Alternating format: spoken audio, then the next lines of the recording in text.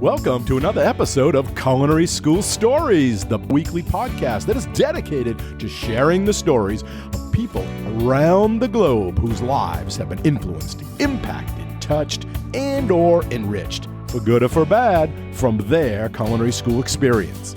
Hi, my name is Colin Roach, and I'm your host. Thanks for joining us today. You are an important part of this show, where we ask the question, what's your culinary school story? So now, without any further delay, let's meet today's guest.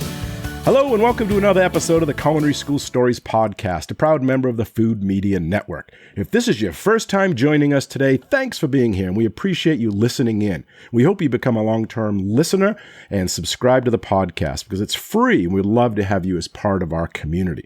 You can subscribe through your favorite podcast app, like Spotify, Apple Podcasts, Google Podcasts, and a whole lot more, or through our website at www.culinaryschoolstories.com, which is also where we store all of the podcast's past episodes, as well as our guest bios and contact information. So be sure to check it out. Again, that's www.culinaryschoolstories.com. So now, without any further delay, I would like to introduce today's guest, who has a great story to share with all of us.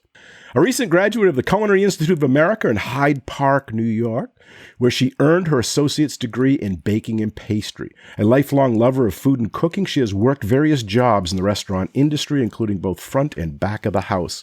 She's also an influencer and content creator with her own successful YouTube channel. With that said, it is my pleasure to welcome Chef Jennifer Lee to the show. Jen, thanks for joining us today and sharing your culinary school story. Hi, I'm so happy to be here. Great. So you're a recent graduate of the Culinary Institute of America. So why don't we start by you telling us what brought you to the decision to go to culinary school, and why did you choose the CIA? Yeah, so I have been baking ever since I was a little kid, like before I can even remember. Like before I even started baking at home, like in a kitchen, my dad actually built a playground in my backyard, and I totally turned it into like a mud bakery kitchen. So I've been baking like even before my mom even let me bake with or cook with real food. Wow. So I think it's always kind of been in the back of my mind. But to be honest, growing up, my entire family they're all in the STEM field. So I always felt like almost different in that I wasn't supposed to or allowed to go into baking or to go to culinary school. So that honestly was not even in my mind. It wasn't even a possibility for me. I think it wasn't really until like high school when counselors would sit you down and say, what do you want to do? Where do you want to go to school? Mm-hmm. And then I kind of just had the realization that I can't like lie to myself anymore, that I'm supposed to go to culinary school. So, I mean, I've been baking and cooking forever, but I think it really was like junior year of high school that I decided that I'm going to go to culinary school. Awesome. Now, did you tour a lot of different schools, and how did you do your research? I mean, how did you pick Culinary Institute of America and the Hyde Park campus? Yeah, so I'm from Connecticut personally. So I really wanted something not too far because growing up, I have a huge family. So we always do so much stuff together. So I didn't want to leave them like across the country quite yet. So I looked into Johnson & Wales first in Rhode Island. And I toured the whole campus the summer before I attended school. And I was a huge, huge fan. I actually found out that my aunt was one of the architects that like built the school, and she gave me like a personal tour. So wow. Yeah, so that was really cool. And I kind of felt like a connection from that just because of my family member. But sure. So yeah, right away I was really into it. It's a beautiful campus. It's like on the water and everything. And I was almost 100% like dedicated to like going there. So like that was almost my decision. And then I also like within like this time I applied to CIA just because I knew CIA was like the number one. But I don't know. I didn't really have the interest to go to New York. And I know there are the other campuses in like Texas and in California, but New York was the only one that offered a bachelor's degree at the time. So that's what I was planning on doing, a bachelor's degree. I obviously changed my mind and just did an associate's, but it was the two that I was really debating between. But yeah, no, I didn't like think of like ICE in California or anything else like that. So it was really just Johnson & Wales and CIA. Okay. But yeah, then one day I get this letter in the mail that was for like an accepted student stay. And my parents were like, it's only like 2 hours away. Let's just go check it out. So I went, and I still wasn't set on it. I still didn't want to go. Really? And my parents were like, you know what? If you're going to go to like a culinary school, you're going to go to the best one. Like, I don't even care if it's like just like the title, whatever. You're going to go to the best one. And I just kept talking to other students I was in the tours with, and they're like, I thought about Johnson & Wales too. And then we started discussing the pros and cons. And I don't know, I kind of just chose a CIA like on a whim. Honestly, it's just because of the title. And I don't know how much of a difference the education was, but that's kind of what did it for me, sadly. Right, the reputation. Yeah. Was it the same price basically and same packages like financial aid? I know they give you that. For me, yeah. Okay. Yeah, even like scholarships wise. So we were like, why not? It's the same. Cool. Yeah. So what are some things that you look for when you're going there? Like maybe there's a listener right now that's in high school thinking about, Johnson & Wales or CIA or some other school, besides the finances and the costs and things like that. But what are some things like when you went on your tour, what spoke to you, what stuck out that said, oh, this is cool. Oh, I don't like this. The dorm rooms. So if I'm going to be completely honest, I went to Johnson & Wales, and the campus was beautiful. The classrooms looked great, but they showed us the dorm rooms, and they wanted 4 people to a dorm room. And it was probably the smallest room I've ever seen. I've toured other colleges just because of past family members that have been to college. And it was by far the smallest one I've ever seen. I was like, I don't know if I can live in there, Mom. And then we toured CIA, and they were like, yeah, even as a freshman, you can get a single. Oh, wow. So I was like, yeah. So, and they're pretty nice, and no communal bathrooms. So, I mean, like, I'm so spoiled in that sense. I've never even gone to college in a communal bathroom. So I don't even know what that's like. But yeah, honestly, besides the education and like financial stuff, it was just like the environment, just how I felt to be on campus, like outside of class. Cool. Now, once you made your mind up and you started talking about it, obviously your parents went with you to take these tours. Were they supportive of you? At what point did they like, okay, you're not going to go into STEM, you're not going to follow maybe some of your other family members? Were they all on board from the start or no? So I would say maybe I'm just really stubborn. I feel like now, like looking back, they have been supported from the start. I mean, my mom I think in the back of all their minds, they always knew that this was probably what I was going to go into. And at the time, I mean, they still kind of made it seem like, oh, she's going to go and major into food science. So they kind of still tied it back to them, And then it wasn't until like, I just kept saying, I was like, Mom, and I just kept talking about like my plans in the future. And then they were like, you know what, we just want you to be happy. Just do what makes you happy. And we're always going to be supportive. So I mean, even like going to culinary school was their idea. I was just going to go major in business at first. But then when it was time and you had to choose a college, I couldn't like delay this anymore. They were like, you're going to culinary school. So they kind of almost made up my mind for me. But now, like I talk about it to so many family members, especially now that I've graduated. I found out that a ton of them, even like all the doctors and pharmacists, they wanted to work at a restaurant. Like they always wanted to own a restaurant. They love culinary. And I guess I always knew they liked cooking, but they're like so passionate about it. I would argue they're even more passionate than I am about food and cooking. So, I mean, I guess it's in my blood. They just didn't want to admit it. Yeah. It's so true because I'll be on a plane or something and someone will talk to you. What do you do? And I hate to open that door because I don't want to say, oh, I'm a chef, because they'll be, oh, that's what I wanted to do. Oh, what's your favorite recipe? Yeah. And they want to have this big conversation. I just want to read my book. But a lot of them are like doctors and stuff. And I'm like, you're a doctor. You want to be a chef? No, yeah. And I like, they're so into it too. And the moment you say the word chef or food or baker, they get, it's like their reaction's huge. It honestly makes me feel, makes me feel pretty good. So take us to that first day. You're arriving, you're on campus now, you're going to check in, you're going to meet your roommates. I guess you're going to, get uniforms, get knife kits. Tell us what's going through your mind and what that process is like. Yeah. So I guess, I don't know, like so obviously like we had to drive. It was like a 3-hour drive to get there. So the entire drive, I was like super, super nervous. I mean, I was prepared like for like packing wise and just like what to expect. I was pretty prepared because I tried to do a bunch of research before and like find YouTube videos of people, but there are not many, so I had to just kind of, I don't know, prepare myself. But the moment I got there, I mean, it was really nice. They had a whole welcome team and this was pre-COVID. So, it was very normal. And they had like balloons and everything and they helped. I didn't even have to carry a thing. Like they had a whole group help my family carry all my stuff up to my room. And this is before my roommate got there. So yeah, it was very overwhelming at first. And when we were still trying to like unpack some stuff, it just felt fine. But then the moment my parents were like, you know what, we have to leave now. I got so sad. Sure. And I know like so many people, like they can't wait to go to college to get away from their family. I'm like the complete opposite. I could stay with them like forever. I don't know. I've just always kind of been like that. So I was so sad. And immediately like when I shut the door and said, bye, mom, I just started crying. I was just so sad. But then my roommate showed up. So I wiped up the tears. I was like, yeah. It's okay.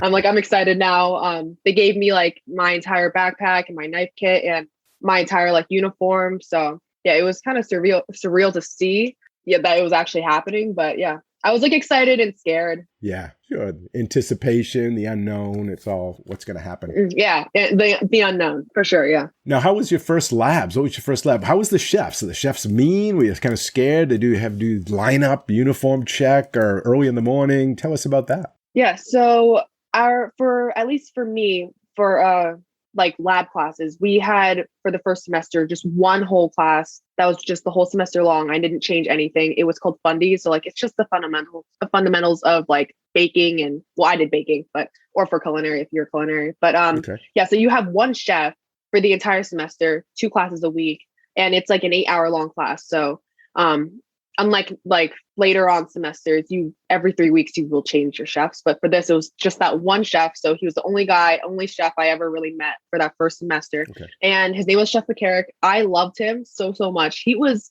just like a really, really nice, like grandpa almost. Like he was just, I don't know, he was like well-traveled and he just knew so much. And he was really, really nice and really understanding to like teach you, and they didn't want to make you feel too afraid. I know like everyone always thinks that like everyone's like that like Gordon Ramsay type, and there are definitely at that school, but he wasn't one of them. He was really, really great. So it was a good way to start my first class. Awesome. Now going back to the dorms, are they co-ed? Are they separated? Or how many people? You said 2 in a room? Yeah, so they have, I think the School of View, technically speaking, they have like maybe 15 different like lodges. So there are different types. So at CIA, at the Hyde Park one, there is Hudson Hall, which is like notoriously the freshman building, but any overflow will go to like any of the other ones. There's one called Angel and Pick. I ended up being in Angel, sorry. And that was like the best thing that ever happened to me, because Hudson is the worst hall by far. Every single room is tiny. It's the oldest building, and there are communal bathrooms. So there are like doubles and triples, but in Angel, there are only doubles and no communal bathrooms. So I just got lucky. Oh, that's good. That's usually an upper class dorm, Angel, or it's still freshman? I mean, nowadays it's kind of like just whoever they can fit, but okay. Typically I feel like it's like sophomore level. Yeah, but they also have like lodges and townhouses, which are like a whole different setup. So for the last 2 semesters, I stayed in a lodge, which thankfully I don't know if it was like first come, first serve, but I was able to pick my roommates that I wanted. So I got to dorm with my friends and I had a whole single room, but it's like a whole suite. So there's like 4 rooms and every single person gets a single room, and we get our own like huge bathroom. So cool. That was really nice. If you like the people you're living with, then it's pretty great. Oh, great. So what was your favorite lab class and what was your worst and why? My favorite was absolutely my confections class. So like not confections like chocolates or candies. It was, I think they called it like confectionery arts and specialty cakes. I think that's what it was. But that's the class where we got to like work with gum paste flours, and we worked on mainly like cake dummies, and we covered everything like fondant, and worked with like modeling chocolate. And yeah, that was a super fun class. We made so many different flours, and I love that chef. I had Chef Kavati. I'm pretty sure she's still there, but I think she said she's like retiring soon or something. But no, she was great. I just loved how she taught, and that class was just super fun. Like I woke up every single morning, even though it was like super early, and I was ready to go to class. Unlike some of the classes, I was like dreading it. But my least favorite, I can like 100% say, it was my chocolates class. Really? Yeah, I absolutely hated it. I not to really talk bad about him, but even like the chef, we really just didn't like see eye to eye too much. And he was just a really mean guy.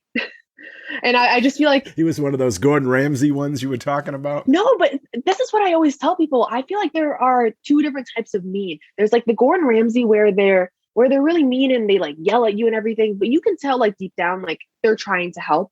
almost. But then there are the ones that are just jerks for no reason. Like they yell at you and then they tell you you're doing it wrong, but then they don't tell you why you're doing it wrong. So there's no like learning happening. So it's just when chefs teach like that, I tend to just get a little upset just because I feel like it's just not beneficial. There's no reason they should be doing that. Like I'm fine if they yell at me. I honestly, I don't know.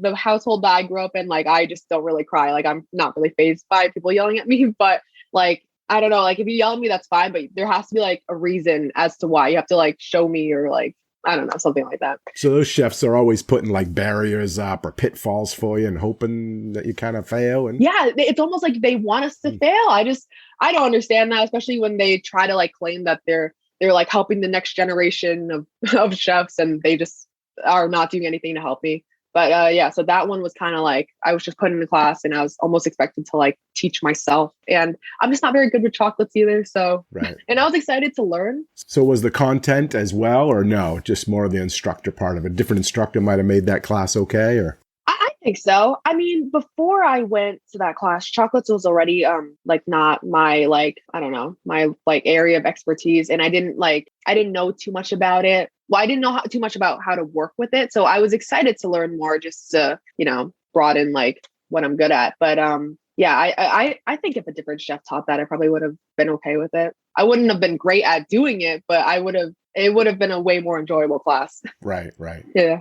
So tell us about the student body. Who's your classmates? Are they all like right out of high school, or is there some career changes, military people transferring in, more males, more females? So that's actually one thing I wasn't expecting. It's like people of all ages, all backgrounds. I remember in my last semester, it was like less like range of age almost. But during my very, very first class, my bench partner was actually a 70-year-old woman. Wow. That was she was a lawyer. And she said out of the blue, she just stopped and said, I'm going to culinary school. Good for her. But she ended up dropping out 2 weeks in. But yeah, no, there are people like, I mean, I remember the first day the chef will be like, tell me your name, like where you're from, a fun fact. And a lot of people were like, oh yeah, I used to work at a hospital and I hated it. So I'm here now. So there are a ton of career changes for people at culinary school. I feel like the ones that changed their career are the older people that, all of a sudden they just had like a realization that they wanted to be a chef. But otherwise, most people are straight out of high school. But yeah, it's a huge range of different ages. Is it more females in baking and pastry or more males? Oh, for sure. After my first class, I haven't had a class with any males. So wow. Yeah. So it's like, I always say to people, like, not even in like a romantic way, but I have had no male interaction in so long. I have not talked to like any guys at all. Yeah, my first class, I did have a few. But after that, they just disappeared. Wow. Why do you think that is? Why do you think females gravitate more towards baking and pastries and males, at least traditionally, towards culinary? Yeah. I don't know. I feel like it's still, even though like most people these days are very modernized and everything, I don't know. I feel like maybe, I don't know. I feel like it's bad, but people do associate like baking with as a more feminine like hobby, almost creative art way of doing it. Something like that rather than culinary. I feel like culinary, they're like down and dirty and like it's hot in there and it's like kind of whatever, like they're like, oh, it's not salty enough, throw more salt, versus like baking, we're like to a precise point, like 1 gram. So but there is a class where for one semester the baking kids get to do culinary and culinary gets to do baking. And I love hearing the stories because my roommate was a culinary student. So she would tell me all about like how she's not used to scaling stuff out and how she like something failed just because she was like 0.1 off or something. So yeah, it's very interesting to hear them, but I don't know. Yeah, they don't like the structure of the baking and pastry. That's culinary, right? They want to just be freewheeling. Yeah, I guess. I don't know. They're just not as proper as me or us. Cool. So I want to talk about academic classes. You have to take those too. What are they like? Is it hard? Is it a rigor, or is it pretty easy? I mean, is it, because people don't think that when you go to culinary school, you also have to take those English, math, costing, human resource, whatever type of classes they are. So maybe you could talk a little bit about those for a bit. Sure. Well, so I was an associate. I did an associate's degree. So associates and bachelors, it's going to be way different for the amount of academic classes you have to take. So I actually only took like a college writing class, and I actually tested out of a math class, so I didn't have to do that. So for the academic, like standard ones where it's like math and like language and English classes, it's pretty similar to high school, I would say. So in high school, I was mostly like AP student type of person. So I was really used to like the really, really hard classes. So compared to CIA, I would say my high school classes were actually harder than at CIA. But I mean, it's different for everyone. But otherwise, besides those like English and writing and math, all of the other academic classes are like ones you've never heard of. We have more like intro to hospitality and nutrition and like, I don't know how I don't even know like professionalism. So they're very not like usual like academic classes. Right. More like career related or specific to that industry. No, very. Yeah. So actually, if you were to like want to transfer to a regular college after, I guarantee you none of those classes will transfer through. And I actually asked before, so they were like, yeah, we've never, like, this is not like anything that we have. So yeah, so it's really, really different. It's not necessarily hard, but I think it really depends on the professor you get. Yeah. Because every single class, there are multiple professors. So you have some that are like very chill and relaxed, and some that are like 5 pages of like essays every night. So just depends who you have. So as a recent grad, what do you think makes an effective teacher? I mean, what was a good teacher? You had good ones, you had bad. Yeah. What separates you? How did you connect with the ones that you thought were good and ones that you weren't, they weren't so good? I mean, tell us maybe what, in your opinion, is a good teacher. So I mean, I feel like it also has to do with how, like, what kind of learner you are. So personally, like I love to like see things, and I love having like a not scary relationship. So, I mean, some chefs, like I said, are so intimidating and mean that they almost want to keep that. They don't want you to almost like talk to them. So I just feel like that's not very effective. But so I like to, you know, I like to be not afraid to speak to them and ask questions and mess up. And I like it when they, you know, show you correctly and not stick by their method too much. So, I mean, as you'll see, like if you go to culinary school, every single chef has their own like little like method or some things that they're very, very like specific about. So the ones that are okay to like not do that, I feel like are a lot better, if that makes sense. So like I've had some chefs where it's like, oh, well, you can take a method that you learned from this chef and like put them all together and kind of create your own thing and do whatever works best for you. Because they're like, honestly, whatever way that you can do it that works best for you, if you have the same outcome, it doesn't even matter. So the chefs that can recognize that, I always appreciate, just because there is not one way to do like something. And if you can recognize that there like are different ways and there are ways that works best for you, rather than someone else, then I usually love those chefs. And the ones that are just not going to totally freak out on you if you mess up. Because again, like they like to stress that it's a learning environment and that it's okay to mess up. But then the moment you do mess up, they love to yell at you and just tell you you're doing it wrong. So I'm like, so what is it? You got to at least warn us correctly, you know? So yeah, I definitely think that teachers or the chefs that I am able to have like conversations outside of class with are the ones I usually like more, not like almost like a friend, you know, Right. Someone that you feel will be there for you and to support you and help you. Like a coach or a mentor rather than, you know, this power struggle. Yeah, more so. Yeah, exactly. I mean, in class, if you want to be like, I don't know, like you're in charge, whatever, that's completely fine. That's your classroom. But sometimes even the chefs are like outside of class that just choose to like keep on bullying you. I'm like, I'm just trying to walk and cross the hall. Leave me alone. Yeah. So are they mostly males or females, the instructors? And are they older? Are they young? Or what are they like? That too, I would say it's a huge like range of like men and female and old versus young. I think my year that I went to culinary school, a lot of them were starting to retire, especially when COVID like hit. Oh, right. They were like, yeah, we're done. So some of the older ones definitely retired, and they're like on the hunt for more newer chefs now. I think they're almost like understaffed, just like every other culinary place, even the school is. So, Right.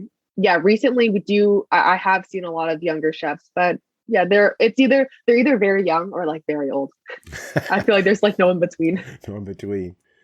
So now that you're graduated in December, looking back, was it worth it? Is there a good return on your investment? If you could change something, would you change it? Would you do something different, or would you do it the same way you did it? I get this question asked a lot, and I always like hesitate to just say like it was worth it, only because I feel like it's one of those things that I will never regret going. And if I didn't, and someone was like, if you could turn back time and choose if you were to go again, I still would go. It's something that I definitely think has been beneficial to my life, because this is what I want to do. So it has been beneficial, but I will say it hasn't been as glamorous and like amazing as some people put it out to be. There are definitely like pros and cons to going, but like I said, I wouldn't like say the pros outweigh the cons. It's just I feel like it's necessary. So it's almost like it kind of sucks, but you have to do it. At least that's how I feel. So I always say like there are definitely some like techniques and just so many things I wouldn't have taught myself or even thought to teach myself or to just learn myself. But you do go in and you do feel like, oh, I already knew this. Like, why did I need to like relearn this or whatever? But again, that like repetition and just I don't know, the structure of like how they train you to be, and like the early hours and the stress and everything, that all kind of like goes into like just the experience. And I don't know, I feel like it has been beneficial, but it hasn't been as great as everyone always says it is. So it's different for everyone though. Maybe give us some specifics on some of those negatives that the listeners to be like, oh, watch out for this. This is something you should know before you sign that line and attend. I would say for every single person that goes in, it's just your own mindset and how you choose to do things and talk to people. But there are definitely going to be the people there that will try to prove that they're better than you, or will bully you, or just make you feel lesser than, and really just ignore those people, do your own thing. I feel like honestly, the negatives of the school are the people and the environment. I mean, every chef is super competitive, and almost sometimes I feel like people like are just too insane with the like amount of like competition, like the competitiveness that they choose to like involve even in their friendships. So like outside of class, like I feel like everyone's just very judgmental, and there are definitely like cliques of like the people that like will try to bully you. So just ignore them, do your own thing. Like this is your own experience. So I don't know, just try to learn the best you can and meet the right people, and the experience will be way better, because no matter how much you hate the chef and everything, no matter like what the type of person is, everyone's gonna like hate it, but you can't really control that. But the things you can control, just try to cut the negativity out and just, I don't know, make it the best and most positive experience for you, whatever like that is. Like if you meet the right friends, or like just stay in your own room, whatever it is, just like do whatever you can. So do you think it's more of like a cutthroat, competitive environment that's instilled there, and that's why people are kind of competing? So I feel like maybe, yeah, it's just like the environment that gets everyone else like to be like that. I feel like the chefs almost don't really almost enforce that anymore. I feel like the chefs have relaxed, but the students have gotten more like competitive. So it's just within like every student. So there are definitely people that I have gone to school with that like will just try to prove that they're better than you and just say all these great things about themselves and make you feel lesser than. And it's just important to just either, I mean, you can befriend those people, that's your own choice, but I like to tend to stay away from them. Right. So what about other activities, the extracurricular activities, clubs, committees, sports, something along those lines? Is that available? And did you participate in anything like that? We definitely do have clubs and activities and sports. But sports wise, it's not as many as a normal college. And I don't know if there are many. I never played any sports during my time there. There weren't many that were offered that I was very interested in. I mean, I'm not the sportiest person, but I go to the gym a lot. So that's kind of like my favorite activity. I used to go to the gym like 2 times a day, but there are definitely clubs. I had many friends that were in clubs. I was kind of boring. I didn't participate in like anything like that. They did do a lot of activities and stuff, which are to like normal colleges. They'll sound really boring. Like we had like bingo night, movie night, things like that. Yeah, exactly. And I mean, they were fun because technically like our school, we're not allowed to have parties or do anything like a normal, like 20-something-year-old would do. So, I mean, it is, I guess as a whole, we are more boring, but it's okay. It was fine. What's the big thing to do up there for a campus? What do people do? If someone was going to go to Hyde Park, what is the draw? They go to Marist. They go to the college next door to party. Oh, really? Yeah. I never went, but I heard a lot of people did. Or they're the ones that are like really, really into the activities that go on at night. So, I mean, they do have a lot of activities. Towards the beginning of the semester, especially for the freshmen, they have like so many. They'll even bring you like out bowling and stuff like that. But that time it's gonna like be super, super fun. But then it'll die down because as like the time goes on, they'll like put less and less effort into it. But every fall, that's when the most activities go on. Oh, cool. Yeah. So is there a class that you didn't have that you wished you had, or was offered that you didn't take, or that they didn't offer that you wish they did offer? I wish the school for the kitchen classes, they offered more creative ones, like as in like cake decorating, cookie decorating, stuff like that. Because a lot of the kitchen classes that they offer or that are mandatory to take are very like old school French, like high-end restaurant, fine dining type of desserts. And I mean, I love that I got to learn that because I personally wouldn't have like wanted to learn that myself. But then the school will say something like, oh, fine dining is dying. And you really shouldn't be like doing this. Like you should be learning bakery stuff. But then they don't offer that. So I feel like everything they say is just very like hypocritical. They'll say something like, oh yeah, like you see how like during COVID, all the fine dining places like closed and it's just like the takeout bakeries. And we're like, yeah, so why don't you teach us that stuff? And they just don't. So the curriculum hasn't caught up to what they're saying then, right? Yeah, exactly. So yeah, I would have loved to learn that more because I do love doing more of like the creative decorating aspects of baking rather than like just sitting there and like whisking batters. Cool. I want to take a quick pause here at this halfway point in the show and ask, are you currently in college or thinking about enrolling in college? Or maybe you're a parent, grandparent, or mentor of a high school or college-bound student. In either case, I want to share a super valuable free resource with you, and that is the nonprofit organization called Affordable College Prep. They are a free nonprofit organization that offers remote college support services for students and families, which means that they can help you with your college essays, the application process, finding financial aid, and much, much more. And again, it's free. So what do you have to lose? Check them out today. Their website is www.affordablecollegeprep.com. That's all one word, www.affordablecollegeprep.com. You can also find them on Facebook and Instagram at Affordable College Prep. Remember, you don't have to navigate the college admissions process by yourself.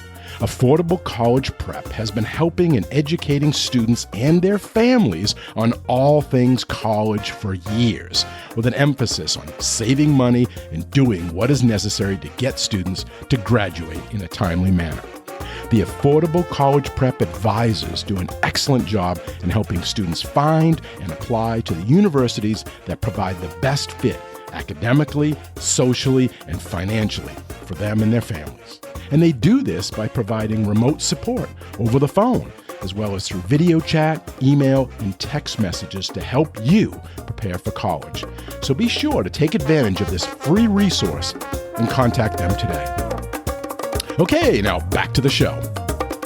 So let's talk about your YouTube channel, because you started that while you were at CIA, and it just blossomed, and then you're still going today with it. And talk about what was the impetus to start that, and how did it take off, and what was your kind of creative thought process as you were creating those? So I feel like as a kid, I also like, besides baking, I always wanted to be like famous, but and I always like loved watching YouTubers, and I just thought like, wow, that's so smart, because you don't have to live in LA. You don't have to like live in a big city to go to like casting calls or whatever. You can just have your own phone or camera and just record and upload yourself. It doesn't matter if people watch you, like you can still put yourself out there. So that has always been something I always wanted to do. I used to always joke around, like I used to say, like, subscribe to my channel even before I had one. And I think it took until It was May. It was May of 2020. So I was actually still at home. Yeah, this is when I got sent home from school during COVID. So I was just at home. I was extra bored, like more bored than usual. And I was like, I don't care about the judgment anymore. I think I'm just going to do it. And when I first started, I was like, okay, well, now what do I film though if I'm going to start this? So like this one video popped up that was like, I'm going to dress up as like a different decade every single day of the week. So that's what I ended up doing. It's a very bad video, so don't watch it.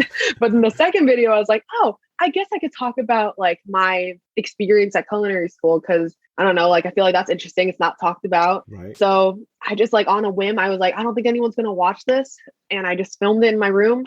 And I don't know, like, I think like not even a month after I just started getting emails, like in my email that was like, YouTube, you have like this comment, this comment, this comment. I was like, what? People are watching it. And it just, I don't know, it just started getting really big. And after that, I was like, oh my gosh, I have like a following now. I can actually like, I felt pressure to make more videos and it was like good pressure. It was like, I was excited to do it. So yeah, I was never going to plan to make videos about the CIA, but that one did really well. And I was like, I guess this is something people want to watch. So I just kept doing it. Sure, because there's a lot of people that may want to go there, right? Are thinking about it. So. No, yeah. And that was my intention behind those videos. It wasn't ever to necessarily promote the school or to just talk about stuff. I just wanted to help people because I felt like there wasn't a big, I don't know, there weren't many culinary channels for like normal people, like besides like the school's videos. Right. So I just thought whatever I can do to get the word out there, help them. Just talk about like just everyday things besides just like, I don't know. I just wanted to show them my everyday life, get them prepared, give them a heads up warning. So why don't you give us the link to that in case anyone's listening wants to check those out? Yeah, sure. So my YouTube channel is just Jennifer Lee. Yeah. Cool. And I'll put that in the show notes too with your bio. So if someone's listening and wants to look at that afterwards. Perfect. Now that you're graduated, are you going to continue that vlog that you had? Yeah. So I'm kind of segueing towards just like my like normal life. Here and there I'll still talk about like my school, but I guess now it's just kind of following more towards what I'm going to do in the future. I guess if I get like a new job and I'm like a pastry chef, I'll show them behind the scenes of that. But just wherever my life takes me, the vlog will just follow along my life. Yeah, awesome. Now, I did see that you were one of the graduation speakers. How did that happen? How'd you get picked? And what was that like? Yeah, so I remember when it was like a month, like maybe 3 months before graduation, we all got emails that were like a list of things you have to do. And one of those things was we had to pick a student speaker for graduation. And I sat there. I was like, I have no idea who could speak. I myself wasn't even like in mind. Like I didn't even think about that. So I just never submitted it. I never submitted anything. I was like, hopefully I still can graduate. Because after the deadline was over, I was like, they were like, sorry, you can no longer submit this. I was like, I haven't even thought of anyone. And then a week later, I get an email that was like, congratulations, you were picked. So I guess students just picked me, which was really exciting. It made my day. That's an honor, huh? Yeah, I know. I was like, oh, that's so cool. I was like, I didn't even submit anyone. So yeah, I was like, so that was like the student address, right? So how did you have to plan for that? They tell you how much time and what you're supposed to say or the topic? Yeah, so they were actually not very helpful. They sent me an email that was like, so you're doing it. I'm gonna help you along and we're gonna like collaborate on this. After that email, they really didn't send anything else. They were like, here are the guidelines. And basically they kind of just wanted me to say like an advertisement for the school. They were just like, no negativity, just talk about the good stuff, not too much about your life, just what are the good things about CIA? Make it very generic. So was I really in love with that speech? No, but for like to follow the rules, that was like the best I could think of. So sure. No, but it was still fun. It gave me something to do during graduation. Yeah, and people can look on your channel and see a video of that speech, right? A little bit of it, little snippet. Yeah. I put in my graduation video, so if you guys want to check that out. So if you could change that and could have said anything you wanted to, what were some of the things you would have added in? now that you're not there, right? If I didn't have any rules or like guidelines in that speech, I mean. When I talk when joking around with my friends, they were like, you should just get up there and shout, don't come to the CIA. I mean, like, I wouldn't be that blunt and say that because it is still a graduation ceremony, but I would definitely say like, because I think at one of my sentences, I got away with saying like, through all the times, like all the stressful and exhausting times, like I probably would have just gone on and on and on. Crazy Like chefs, mean you people. might, there are nights where you're just going to cry and just not want to wake up and go to class, but we fought through it. I don't know. I probably would have just talked about more of the realistic aspects, like not even being negative. It's just really what happened. I would have said more about that. Yeah, but instead it was just like, life's going to be good. Life was great here. Love the CIA. Is there anything you wish you knew now that you graduated before you started there? Like if you could say, this is something, or to a listener, you need to know, you need to be prepared for, you need to be expecting when you go there. It's just it's kind of weird. So my friends and I talk about this all the time. We always say like the parts that we don't like, it's less things that happened or things that we're doing. It's almost just the feeling of being there. So it kind of sucks because it's like you have to learn the hard way and go through it yourself before you can really tell if it's for you.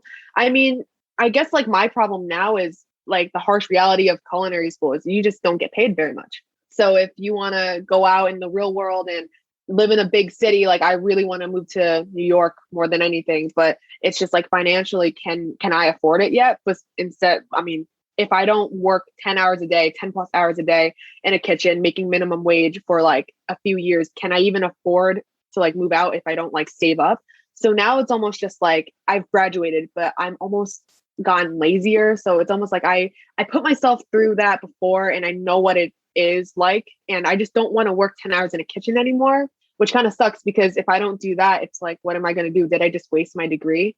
So right now it's almost just like I need to save up to do the things I really want to do. But to be able to save up, I have to do a job that I don't necessarily want to do almost. So I feel like that is something, it's just like you have to really keep in mind the realities of what this is going to be like after you graduate. But that's what I would tell myself. And what doors that degree will open for you and which ones will still remain closed, right? Because just because you have that associates, what is that going to get you in the market? Exactly. I feel like now it's almost like you just feel like you wasted your time and your money almost because the jobs that I can get, a high schooler can get.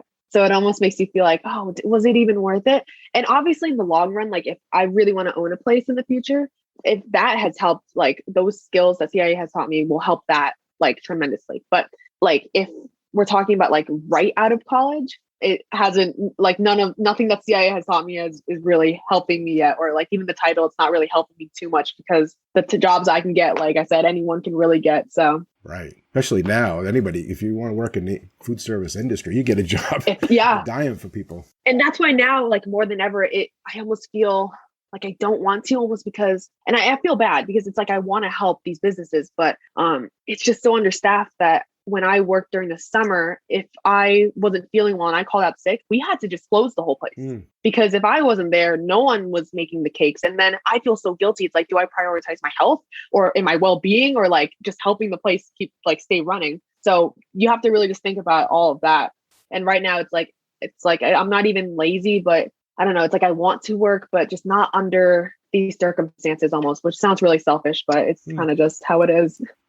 Now, you were originally going to go for your bachelor's degree and then you chose not to. You just got out with the associates. Is that because you had that realization that this wasn't going anywhere necessarily? Or was it because the place CIA wasn't what you wanted? Or how did that make you change? So I actually thought like figured that out like during my first like semester there. So I just got a bunch of warnings from people that did graduate with a bachelor's saying, don't do it. So then I started questioning, oh, why not? Like you got one. Was it really that bad? And basically how CIA works, at least, is that if you get a bachelor's, your course runs the same exact, like you do the same exact classes and everything as an associate's. But then the moment an associate's person would graduate, you stop and you will just take a bunch of academic classes. So you take the same amount of kitchen classes and everything. And for the most part, you take the same classes, but then after you're done with all of that, you're just going to take a set amount of academic classes. And the reason why I chose not to do a bachelor's is because I found out those academic classes aren't really beneficial in like almost a resume sense. So if I were to decide one day, oh, I am going to use my like bachelor's, like business degree, like culinary business degree, that business degree is not recognized by the world as a business degree. Oh, right. It's more just recognized as a culinary business. So if, let's say I really wanted to escape baking for a little bit, work a 9 to 5, all of a sudden that company might not recognize those credits or degree, like that degree, as a business degree. So that's why I just chose not to. I was like, if I really want a business degree that bad, I'll just go to another like normal college and just get that. But yeah. Right. Go to a business school where you're going to get recognized, and instead of going to a culinary school, which you're not going to get any more lab classes. You're just going to get business academics. So you might as well go to a business school. Exactly. It's not, if you want to go for a master's, they're not transferable at all. Yeah, exactly. Makes sense. So it was a good decision to realize that. Someone gave you some good advice. I know. Yeah. Is there career development there? Is there a place that when you graduate that helps you find jobs or get you on interviews or could set you up or set the graduates up for success? So they have like a whole, like you sign in as a student, like there's this like whole website that has a link to a bunch of like employers and stuff like that. So it's less the school will help you. It's just more like the resources they provide. So the resources are there. Like if I really wanted to reach out to someone, I have like a whole list of people that I can reach out to. So like technically speaking, like they kind of do, but they're not going to one-on-one help you really. It's kind of just for you to figure out. You do it on your own. It's like, here's some jobs listings. Yeah, here's some jobs you can reach out. We're not going to be like the middle person. Now, you said you went there because of the name, Culinary Institute of America. Does that help when you go get a job with other alumni? Like, hey, CIA, give me the job. Or does that help or no? So now that I've worked like back of house, and like I was able to say like I went to the CIA or I'm a current student at the CIA. It almost doesn't. It does, but it doesn't. So there are types of people that were like bosses that will say, "Oh, that's so impressive," or will be like, "Wow, the CIA," or there are the types that will say, "Oh, a CIA student. They're going to think they're better than everyone else," and that is what I've come across. I've had a boss that are like, "Oh, you go to the CIA." I'm like, "Yeah, is that bad?" And they're like, "Oh, well, CIA students they tend to." Be really stuck up and and I miss fancy pants. Yeah, exactly. And that's kind of what I've like been trying to escape. I'm like, no, I just went there. Trust me, I'm not like that. So it helps, but you have to present yourself not in that way and not in the CIA way. Yeah. Don't expect the name just to carry you, right? It's going to have to come down to your skill level and your personality. Yeah, and just who you are as a person. Because again, there are the types that will be really impressed by the name, but then there are the ones that will be like almost turned off by it. Did you find that in general when you were working, that culinary degree, no matter where it's from, as opposed to someone who came up to the hard knocks school, worked on their own and grabbed it that way? Is there a difference? They look down at you like you're the college person, or? I actually wouldn't say they look down on people that graduate from a culinary school. They do appreciate it because there are basic things that they don't have to teach you. Because especially when I worked at a bakery in the summer, we were really, really short staffed like everyone else. But so we were trying to hire someone new. Someone was really interested, but they had almost no culinary or baking experience like in their background at all. So my boss ended up just being like, "Oh, I'm sorry, we can't hire you," just because they don't have the time now to train you. So I guess like in like now setting, if you do have a degree, they don't view that as bad just because they trust you enough to hop right in and just get things done versus like someone that needs training and they don't necessarily have the time to like teach them. So it's like good and bad, I guess, depending on how times are. Right, sure. In the past, and probably still to this day, there's been problems in our industry that has plagued it, things, sexual harassment, bullying, alcohol abuse, drug use, lots of stress, people talking about mental. Have you seen anything like that in your experience, whether that be in school or out there in the workforce now? Is it changing? Is it still bad? I think it's gotten a lot better. It's definitely still a thing. It hasn't just gone away.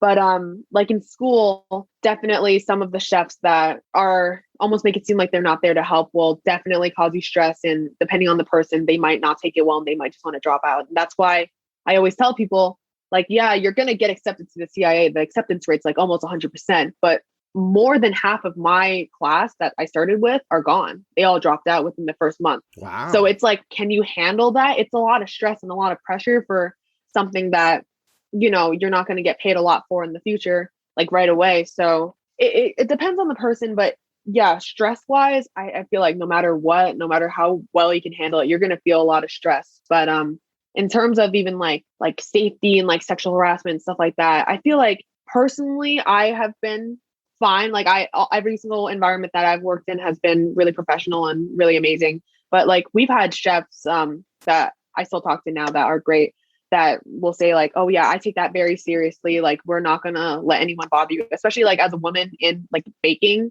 I feel like a lot of like culinary people might feel, I don't know, like they're better than you, because I have had a friend that went on an internship and she had an old French chef that threw stuff at her. Wow. And she had to go to the hospital. She had like so many bruises on her from like sheet pans and stuff, like hurting her. And she was just too scared to speak up because she didn't want to lose the job. So, I mean, it's definitely still a thing. It's definitely still present. You just have to make sure you're careful and you find the right places to work at.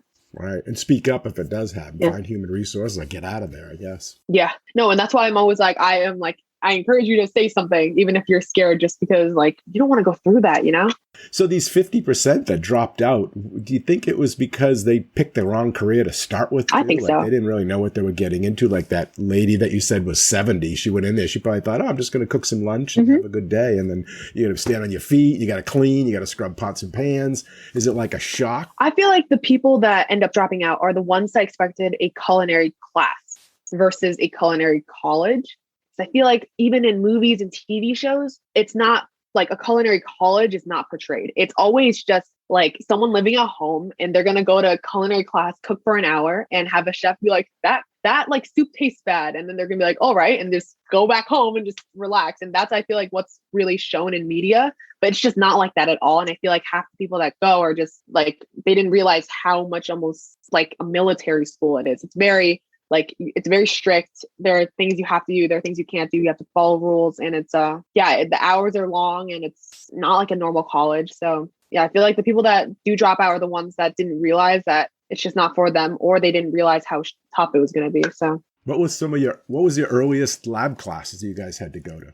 Oh, time-wise? Yeah. Oh, 5 a.m. What was it? I think, why am I like forgetting right now? I'm pretty sure it's 5. Yeah. 5, something like that, like a breakfast class or baking. Yeah. Baking surprisingly was, not as early as culinary, which is, I think it's weird because usually, you know, like breads classes, they make you show up really early, but I didn't have to do that. So the earliest I had to wake up was like 3:30, just because I like to get like an early start and like take my time to get ready. But, you know, like one thing I always tell my cousins that just go to regular colleges. He's like, oh yeah, I have an 8 a.m. and I showed up like right at 8 a.m. So like, I'm all set. Like if we had an 8 a.m., you have to be there at like 7:45, like no later than that, you know, right. And they're like, why? And they're like, do you go in and set up? We're like, no, we just stand at the door just to show the chef that we're professional and we're ready. So that's like stuff you have to like think about. It's like, you have to like take in time. And then they won't let you in, right? They check your uniform. They won't let you in. They do the lineup and no, you go home. Yeah. Check your nails, check your hair, check your shoes, make sure they're clean, no stains. How's the food there? How is the cafeteria food? Is the students cooking for the students? Did you get to eat in the labs? Tell us about that. Yeah. So that's something I like to passionately talk about in a positive and negative way. So yeah, in like our lab kitchen classes, depending on the chef, you can definitely like take home what you made and eat in class sometimes. So that's definitely allowed. It's great. I love that.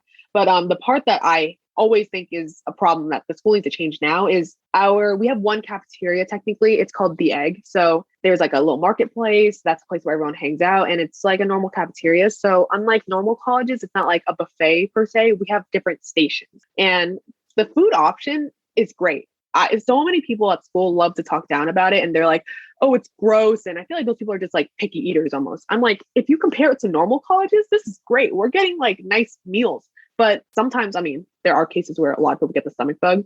I don't know if it's just because it's a change of like whatever, but I definitely got it. And everyone loves to blame the egg. That's like the thing that everyone does. They're like, oh, I got the stomach bug from the egg. And easy target. So yeah, everyone just loves to say that. But the thing I hate is that the school is really smart about not having to pay a lot of people. So the people that run that are the students. And the only problem with that is that we all have the same times that we're in class. So once those students get out, we get out too. And when I'm ready to eat, it's closed. So that's why I'm like, you can't just hire someone in that in between time or something, because there's the AM class and the PM class. But what about that time in between? They're just closed when that's when everyone's off. So it's like the time when I'm ready to eat and everyone else is ready to eat, like I can't eat. So that's why it's like some of my friends they'll be like, oh, I want a midnight snack. I can just head to the cafeteria. I can't, because the times are strictly whenever class is. So that's something that I definitely think needs to change. I mean, but otherwise, besides the egg, we do have like our main hall where we have all the kitchen classes, and the culinary kids will serve anyone else. So there are like other options, but yeah, I just feel like the timing. So when they're doing their production, you can go by a lab class and grab a bite. Yeah, definitely. You made. Yeah. Oh, good. And so the AM students would work the PM cafeteria and the PM students would work the AM, but when they're in between, there's nothing happening, which is probably right around lunchtime, right? When everyone's out. Yeah. It's just all cleaned up and everything's just like closed. And yeah, usually just one station that's open and there are not many options. So yeah. What do they do? Who are the workers? Those are like work study? They're students that are just working on campus to help with their tuition? I think it's a mixture. I definitely have had a lot of friends that have just like worked there, but otherwise got a job. Okay. Yeah, there are just like people that's just like their job. So it's like a good mix. But it's an easy way to get a job. For sure. Yeah. Rather than have to leave and go somewhere else. Mm-hmm. So, cool. And there are like many different like places on campus that you can get a job. So job wise, there are a lot of things that you can do. How's the weather? Oh, it's fun. Up there. It's kind of upstate New York. I mean, you get a lot of snow. I mean, no problem. Snow days, they ever close? Yeah, I only ever had one snow day, though. I haven't gotten that lucky. It always snows on the weekends, which always sucks. But no, yeah. So I'm from Connecticut. I'm only like 2 hours away. So it's exactly the same. Like whenever it's raining here, it's raining there. Whenever it's snowing here, it's snowing there. So like when I FaceTime my family, I'm like, you guys have snow too? They're like, yeah. So I'm very used to it. My roommate was from LA in California. So this was like one of her first times ever seeing snow. So she wasn't very used to it, but it was nothing new for me. So now that you graduated, what's next for you? What's your immediate plan? What's your long term? What do you think you're going to be doing 5 years from now? What's your goal? You know, I have always been a very like a structured plan person. I'm kind of crazy like that. In middle school, I made like my 10-year timeline of what I'm going to do. I've definitely like fallen off of that a little bit, but yeah. So this month I decided I was just going to take like a month off, kind of just like think about what I'm going to do and just really take the time and like think about it. So right now, all I'm working on is just like YouTube and just like Instagram, just like content creation type of stuff. And I've been lucky enough to be able to collaborate with some brands lately. So that's been really fun. And I've been working on that. I'm definitely not at a state where I can do social media full time, but even though I love it. So I definitely do have to jump back into just being like a pastry chef. But after this, I'm seeking for jobs like right now as we speak. So I hopefully will find one. But so basically, I don't want to move out from my house yet. I think I want to wait till like the end of the year just to like, I just want to settle a little bit, just kind of save up. And then I really wanted to move to New York in the city. But my parents just think it's a better idea for me to go to Boston first, because they're like, Boston is kind of, it's a city, but it's kind of less. And I have family in both New York City and Boston, but I've like way more in Boston, like right in Boston. So they're like, I feel like that'd be really good for you. And I've kind of just, I've settled on that. And I think that's fine with me. So I think after this year, I'm probably going to move there. And there are a ton of bakeries that I've always admired there. So I would definitely be really interested in working at some places like that. I mean, like, I feel like the best situation would be to find like a food media type of job, because I love doing that. But I'd probably have to move to like LA or something. So I'm kind of just okay with anything right now. I just want experience, and I'm not looking for anything really long term. I just want to find what I like and don't like. But in the future, the goal has always been to open a bakery. So that is definitely still the plan, but I'm just not ready for that yet, because that means I would have to settle down and find a place I really want to live. But it's probably going to be in like LA. That's where I've always thought. So great. So if someone's listening that wants to offer you a job, or someone's listening that wants to reach out and ask you more questions about CIA or anything else, sure, how can they get a hold of you? Sure. Yeah. Well, you guys can go on my Instagram. It's Jennifer LA and then Lee, Lee. So that's my Instagram. You can definitely shoot me a DM. I have my email always. It's Jennifer LA Lee Business at gmail.com. And that's linked in my YouTube and my Instagram. And I think we discussed my YouTube before. So yeah, you can find any of that. My resume is always in my like links in my bio. So Perfect. I'll put all those two again into the show notes in the bio. So if anyone's listening, perfect. Thank you. Be able to reach out and contact you. Awesome. Thank you. So now with this YouTube channel, you're an influencer. So maybe tell us 2-3 influences that had an effect on you, whether that's personal or professional. And as you've gone through it, you want to give a shout out to someone that has had an influence on you? So I know a lot of people always say like their mom or dad or like their family. Personally, like I love them and I look up to them, but they have definitely not influenced me for this stuff. Like funny enough, I think, I mean, I'm not like the biggest, like I'm not like still a huge fan of her or anything, not like in a bad way, but Giada De Laurentiis, that's how you say her name, from the Food Network. Yeah. I grew up, instead of watching like cartoons, I love watching the Food Network. And I remember every single time, for some reason, when I turned on the TV, it was her show. So I always ended up just watching her show. And that was what I wanted to do when I was a kid. I wanted to be a Food Network star. I mean, I could still want to do that maybe, but yeah, she definitely made me really want or just like, enjoy watching people cook and bake. So that was definitely an influence. But everyone helps me in different ways. But for food wise, she's always my go-to answer, just because I feel like she is what really like influenced me to want to do this. Awesome. Great. Well, as we come to the end of our chat today, before we wrap up, is there any last minute advice or guidance that you want to leave with the listeners? Something you want to share, whether that be about going into this as a career or even going to culinary school or the Culinary Institute of America? I would say just really like, just listen to your heart. It sounds really cheesy, but if you can't decide if you want to go to culinary school or not, just really sit down with yourself and just think, can I see myself doing this in like 10 years? Can I see myself being able to put up with all the stress and everything like that? And if you're really passionate about it, just do it, because you don't want to regret it later on. You don't want to be like my old bench partner that decided at 70 that she was going to go to culinary school. So I would just say, like, if you really want to do this and you feel so passionate about it and you love it, I would say just do it, because I mean, you can't always change your mind like them, but it's a good field to be in. It's a lot of work and it's really stressful, but I mean, I love it. So, I mean, I always complain, but I still go back to it every single time. Right.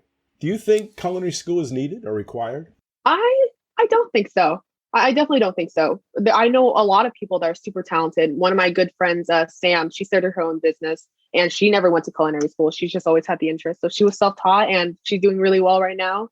It definitely helps, especially if like stuff like fine dining. Like I said, I never really had that much of an interest in like doing that type of like entremet stuff. So I never really would have pushed myself to learn myself. So in that sense, I love the skills that the school has taught me and the discipline. So it definitely helps. It's like an added little bonus. But if you're able to teach yourself and you're okay with doing that, then I don't think it's necessary at all. Experience is key, honestly. Yeah, good. Yeah. So like you said, if someone is thinking about doing it, do the research, do that due diligence. Mm-hmm. You don't get there and then have to drop out. Make sure this is really what you want. And so you can enjoy that experience, get the most out of it. Yeah, I think it's important not to like glamorize culinary school too much either. It's hard and it's tough and it's tiring, but it is fun at the same time. But I feel like a lot of people, if you really just need to like decide, just think of it in a really, really realistic way. Yeah. I know some of the schools, like Johnson and Wales, they have what they call like fly-ins, where students, especially in high school, can come to the campus for like a week in the summer or a weekend and like kind of test it out or do a trial run. And that may be some good advice for someone that's kind of on the fence. Go test it out, kick the tires before. Oh, for sure. I don't know if CIA offered something like that, or you could take it. Yeah. Well, they had the accepted students day where they kind of just gave you a tour. It was pretty brief, but it actually wasn't until after I accepted that I went to something called Green and Gold Weekend, which we stayed overnight and everything. But I'm sure if you ask, the school will be more than happy to. Most culinary schools are pretty social, like public places. People love to treat it like a museum. So even if you're not interested, I'm pretty sure you'll be able to ask and they'll be okay with it. Yeah, walk around, let's check it out, go for a tour and stuff, maybe sit in on a class and see what it's all about before you go. No, yeah, that'd be great. Well, that is just about all the time we have for this episode. I want to first thank you, Jen, for coming on the show today and sharing your culinary school story with all of us. We really appreciate your time and your honesty and your insight on the Culinary Institute of America. Yeah, thank you so much for having me. I love being here. Great. Thanks again, and I enjoyed our chat. Bye-bye. Bye. And a big thanks and appreciation also goes out to all of you, the listeners. We hope you enjoy the show and this episode. You all are a big part of this show, so please let us know what you think. Your comments are always welcome, and they help us in making the best show possible. You can email them to culinaryschoolstories@gmail.com. That's culinaryschoolstories@gmail.com, or even leave us a voicemail at area code 207-835-1275. That's area code 207-835-1275. And if you like the show, we have a big ask of all of you, and that is to share the podcast with everyone you know and to give us a positive rating and review on Apple Podcasts. Okay, until our next Culinary School Story, take care and be well. Bye-bye. Culinary School Stories is a proud member of the Food Media Network.